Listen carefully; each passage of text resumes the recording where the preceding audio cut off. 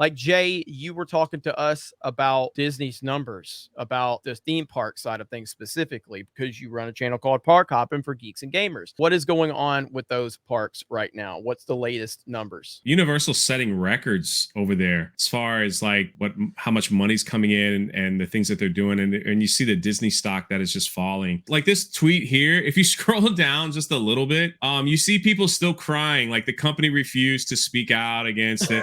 And so it's like people are just like, well, that park didn't say anything, so stop going. They didn't say anything, and you can see that their revenue is way up. That they set that's the reason I go. Yeah, that's the exact reason why they don't need to say anything. They don't need to get involved. I have no desire to go to Disney right now, and I used to love Walt Disney World. I have no desire to go there, and I was always more of a Disney World person than a Universal Studios person. But I like both places. I've been to Universal multiple times now because I feel like when I go to Universal, I'm getting to go experience it, and I don't have to worry about their bullshit. It's not to say that they don't have wokeness here and there. Like I don't see anything. Of course, I mean, the company, but yeah. The thing with the theme parks in Orlando is that no matter which one you want to go to, they give money to all political parties. They've always done that. It's been something that they've done for years. They grease palms. It's just how it is. The crazy thing that's coming out of the Disney side is that there's a lot of employees that are just, they quietly whisper, please keep talking because we hate what they're doing, but we really like our job. If you can get Disney to shut up and just focus on what they're supposed to focus on, so they don't want, to Disney to go to this political realm. But it's costing them because we're seeing they lost, I think the number Ryan gave earlier was 68 million. $63 billion. Yeah.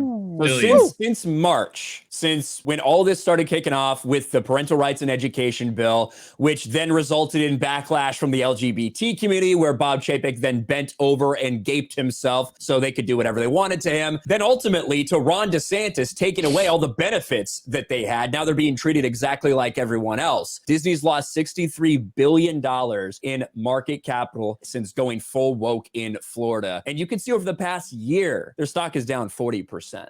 40% over the past year, which does make it, I believe, the worst performing stock in the Dow Jones over that time period. And if you just want to look at this past month, it's down 20%. You had all these people screaming, well, DeSantis, what he's doing is actually going to be good for Disney. It's going to be bad for Florida. Well, it certainly hasn't been reflective of that in the stock price. No one thinks that it's going to be a good thing for Disney. And the fact that you can kind of put that number on it, it's pretty meaningful. And then Disney went and one of their communications officers that he's seeking other options is what they said after working there for only 3 months. He's the guy that put together the slogan for Greg Morrill is he was Morrill. Chief of Communications, but what he basically did was work between different entities, including the local governments for Disney. He was behind the response to the Don't Say Gay bill. That was him. He was very much involved in that. 3 months after being hired, mysteriously he's looking for another job. Do you want to know who they replaced him with? It happens to be the woman who was in charge of the Biden administration's education policy for the vaccine. That was behind the propaganda for getting the jab out there. That's who they replaced. A Hillary Clinton campaign person, an Obama White House person, and a Biden White House person. That's who's working at Disney.